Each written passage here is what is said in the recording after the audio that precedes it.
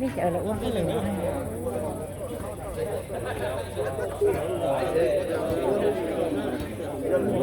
Là cũng mệt rồi nè. Mẹ sẽ để tầm bố Mua bột chơi đốt tay.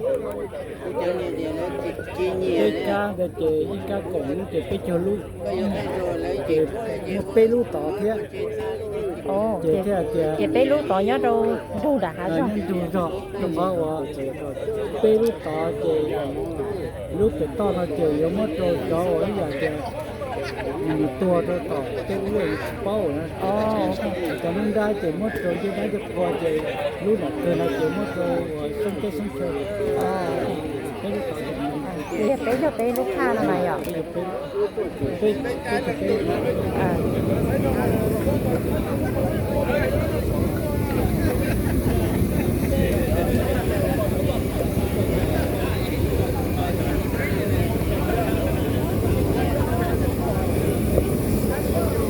Thì chọn hai này là muốn đi chả?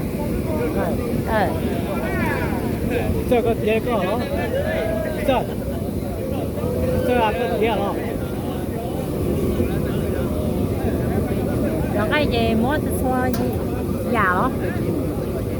那给这给这龙庄，我龙庄用的呀， Luôn gió như vậy đó chị. 龙庄用的，龙庄用的呀，你好些呢？ Ồ, nó hậu xe đó. 这这有一个龙庄你叫来招， Trâu xô tay luôn đi. 招大个招个北农的呀， Ồ, trâu cá thì cá biển nó. Cá biển nó là một 这个苏州的，这苏州的呢。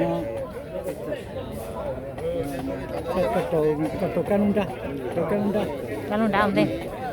chế nó tổ cá lông ra nó chế cái mà đi tổ cá bể cái mà tổ cá đặc cơ nó cái mà tổ bể thay có chị bé tay tỏ mà giờ cho tỏ cơ.